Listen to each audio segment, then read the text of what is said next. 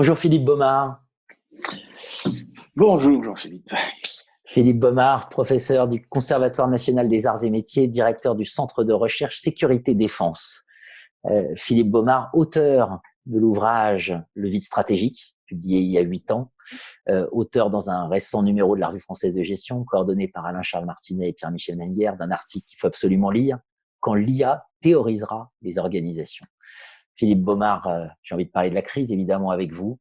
On redécouvre ce que signifie réellement l'incertitude radicale avec cette crise.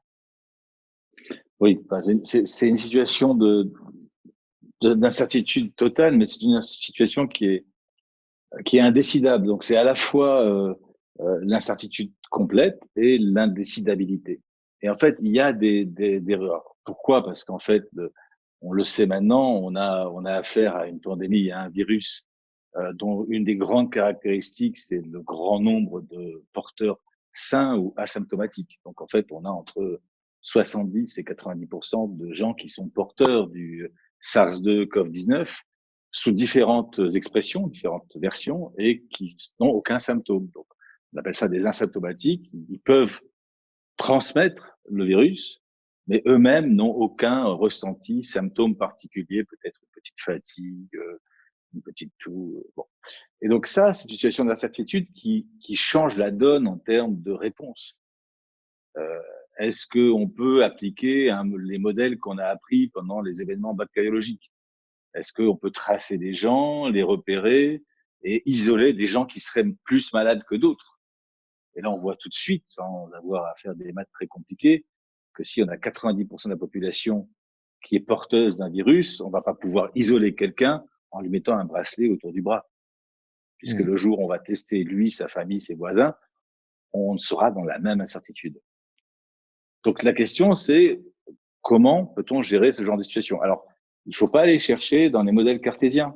Il faut aller chercher chez des interactionnistes. Il faut aller chercher chez des gens qui se disent l'unité de compréhension pertinente, c'est pas de prendre des grands modèles et les faire tomber sur la tête des gens, c'est de bien comprendre l'interaction, c'est-à-dire Karl Weick, c'est ce qu'on appelle la psychosociologie de l'organisation, c'est-à-dire comprendre comment on peut agir sur pas le fait qui est déjà organisé, mais le fait qui est en train de s'organiser, c'est-à-dire gérer de façon dynamique et permanente notre nouvelle vie quotidienne. Pour, pour, pour bien comprendre, hein, une crise inégale, voilà, une pandémie qui se répand de manière tout à fait Alors, inégale, ce qui appelle des réponses particulières. Profondément inégal, puisqu'en fait, dans un modèle épidémiologique classique, vous avez le taux de réplication qui est un taux de réplication qu'on va apprendre au niveau national. On va dire, tiens, en France, il y a un R, un taux de réplication à 3, donc ça veut dire qu'une personne en contamine 3. Et ça, c'est profondément inexact. On l'a vu aux États-Unis, il y a des communautés ethniques, des minorités qui sont beaucoup plus touchées, parce qu'en fait, c'est pas la minorité ethnique qui est touchée, c'est la particularité sociale.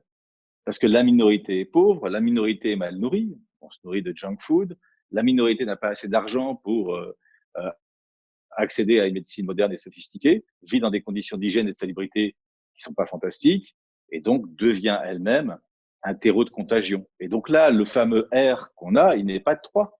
Dans cette minorité en particulier, le taux de réplication, il va pas être de 3, il va être de 5, de 6. Et on l'a vu aux États-Unis, la communauté noire en particulier, quand elle tombe malade, quand elle est atteinte, a 3 fois plus de chances de terminer en soins intensifs. Donc, on a une inégalité profonde, et cette inégalité profonde, elle est globale. Donc, nous sommes en train de répondre à une incertitude totale, très inégalitaire, avec des systèmes qui sont, par conception, aveugles. C'est comme si on mettait des doubles focales qui nous rendent encore plus myopes que ce que l'on est.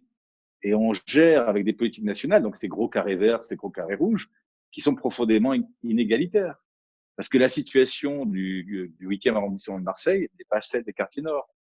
Il y a une inégalité par rapport à la contagion qui est liée à la population, aux défenses militaires, mais qui est aussi liée à la configuration de notre milieu de vie, à notre densité, notre connectivité.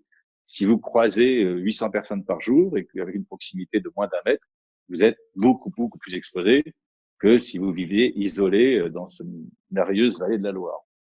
La réponse générale, ça a été le confinement général. On sait Oui. que ça va être très récessif au plan économique. Évidemment, donc, on va déconfiner. Est-ce qu'on a est-ce qu'on peut penser, au vu de ce diagnostic sur la dimension inégalitaire, des réponses peut-être plus adaptées que celles qu'on envisage jusqu'à présent? Alors, la première chose, c'est qu'il faut déconfiner. Il faut déconfiner parce que les conséquences économiques vont coûter beaucoup plus cher en termes de vie humaine, parce que les phénomènes qu'on a décrits avant, c'est-à-dire l'inégalité d'accès aux soins, évidemment, elle s'agrandit quand on devient plus pauvre. Donc, déjà, si on prend le cas des États-Unis aujourd'hui, 1er mai 2020, on a déjà 28 millions de personnes qui sont sans emploi, auxquelles s'additionnent les 45 millions qui sont déjà en situation de pauvreté extrême. Donc, on a 68 millions d'Américains sur 320 qui sont en situation de pauvreté extrême en moins de 2 mois. Donc, il faut prendre la dimension. On va perdre dans le monde occidental entre 8 et 15 points de PIB d'ici le mois de juin. C'est pas tenable. C'est pas tenable ici et c'est encore moins tenable dans les zones qui font vivre ces autres pays, c'est-à-dire les zones de production, ces zones qui ont eu un développement économique important depuis une dizaine d'années, l'Afrique, l'Inde, où là, l'impact va se traduire par des famines et on va compter les morts par millions, par dizaines de millions d'ici le mois d'août. Donc, on sait que c'est une solution qui, n'est pas tenable, deux, on est dans tous les pays occidentaux, plus ou moins, avec des inégalités qui sont liées au maillage. On dit l'Allemagne a bien réagi, mais non, l'Allemagne n'a pas forcément mieux réagi que les autres. L'Allemagne a une densité de lits d'hospitalisation et a une industrie de la santé qui traite depuis 30 ans une population qui est déjà âgée. Donc l'Allemagne traite bien sa population âgée, ses seniors. Et nous les traitons avec peu de respect et beaucoup moins bien. Donc on les défend mal, ils sont mal défendus, ils sont plus fragiles. Donc c'est ça la question. Et comment on règle ce problème? On règle ce problème en gérant cette incertitude permanente, c'est-à-dire en gérant cette contagion au niveau de notre vie quotidienne, c'est ce risque.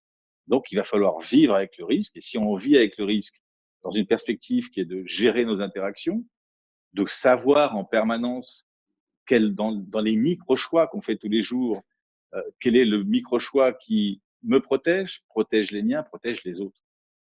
Et là, oui, on peut vivre avec des outils qui ne sont pas des outils de tracking. C'est pas pour savoir qui est malade. On a vu, quand on cherche qui est malade, on ne crée que de la violence.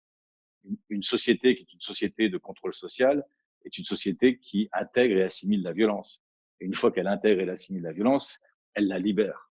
Et donc, le choix stratégique est de dire on fait du contrôle social, on met des poignées aux mains, c'est un choix qui change le modèle de société, va pas vers une société de liberté, va vers une société de contrôle, et on sait ce que c'est qu'une société de contrôle. C'est l'aberration historique. C'est 21 siècles d'histoire de l'Europe qu'on va anéantir en une décision politique idiote au XXIe siècle.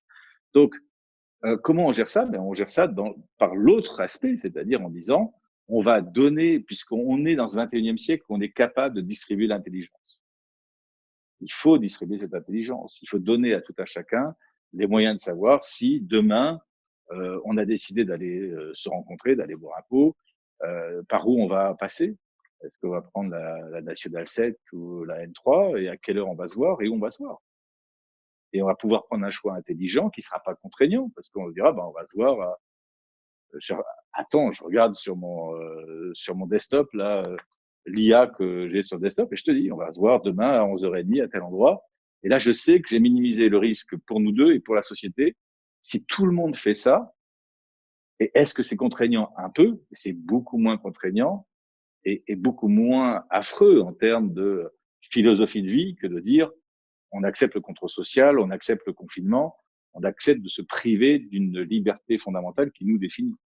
Un Aujourd'hui, homme va libre. on est équipé aujourd'hui pour proposer de telles applications? Alors, on est équipé, oui. On est équipé mathématiquement, intellectuellement, contrairement, alors, il y a beaucoup de comparaisons avec l'histoire, 1918, 1960, 57, toutes les grandes pandémies historiques.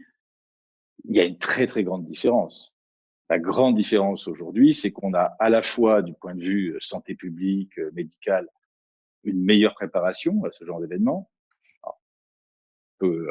Nonobstant les pays qui ont décidé de supprimer leur réserve stratégique de masques, de toute façon. Et on est beaucoup mieux équipé en termes d'intelligence décisionnelle. Ce n'est pas Herbert Simon, ce n'est pas Sayert et March. On n'est pas dans une théorie de la rationalité limitée qui, à l'époque, était inventée, il faut quand même le rappeler, avec des punch cards. L'informatique décisionnelle dont disposaient Herbert Simon et Jim March, c'était une informatique de base. C'était des cartes perforées dans des calculateurs qui sont 20 fois moins puissants que la moindre des calculettes aujourd'hui. On est aujourd'hui capable de prendre un territoire et de comprendre ce territoire d'un point de vue social, d'un point de vue connectivité, comportementale, à un niveau de détail qui n'a jamais été atteint dans l'histoire de l'humanité. Et donc, on se passerait de cette capacité mathématique que l'on a dans le monde entier, cette capacité de comprendre l'être humain et d'aider l'être humain chez lui pour qu'il puisse retourner au travail, qu'il puisse vivre, aller se promener avec ses enfants. Et on remplacerait ça par des décisions politiques centralisées en mettant des gros carrés rouges et des gros carrés verts avec une carte de la France qui ressemble à la carte de la France occupée avec la zone libre au sud et la zone occupée par une grande tache rouge au nord. Et là, il y a une aberration profonde sur ce que la société actuelle est capable de faire. De même qu'il y a une aberration profonde de la part des GAFA, de Google, d'Apple, de proposer une solution qui, rappelons-le, est moyenâgeuse, ou tribale, parce qu'en fait, la peinture sur le visage pour marquer les gens malades ou les tatouages ancrés dans le dos pour marquer des lépreux. Pourquoi les GAFA, qui n'ont jamais eu autant de réserves financières dans l'histoire des groupes informatiques et des groupes de consumérisme, d'abord, font preuve d'une générosité extrêmement limitée, puisque proposent des solutions techniques, mais n'ont pas beaucoup proposé de financement direct eux-mêmes. Et deux, proposent une situation qui est totalement anachronique et qui rappelle les temps médiévaux. Et ça, c'est pas possible. C'est-à-dire qu'on est en train de maintenir artificiellement du confinement, alors qu'il existe des solutions techniques, pas une, pas deux, des centaines de solutions techniques qui pourraient permettre de retourner à la vie, d'accepter le risque et puis aussi d'accepter nos responsabilités. Nous avons créé ce creuset pandémique mondial. C'est le manque de salubrité du travailleur chinois ou indien ou pakistanais.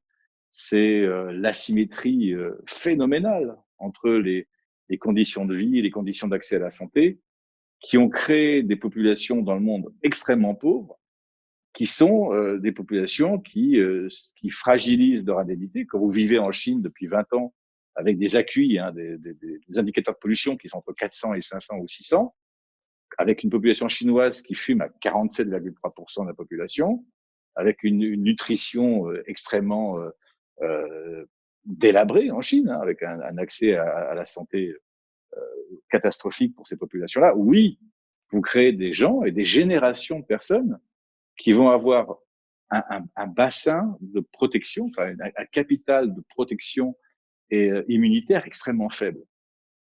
Et nous ne sommes pas loin du tout de ce que nous avons déjà connu, puisqu'on l'a connu pendant la découverte de la Californie avec les 49ers.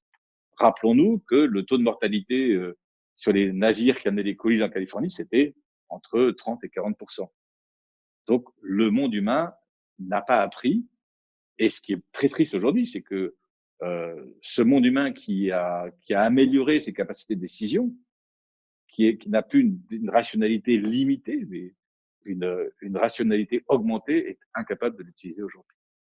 C'est du vertical à l'horizontal et s'en donner les moyens. Merci Philippe Baumard. Merci, bonne journée.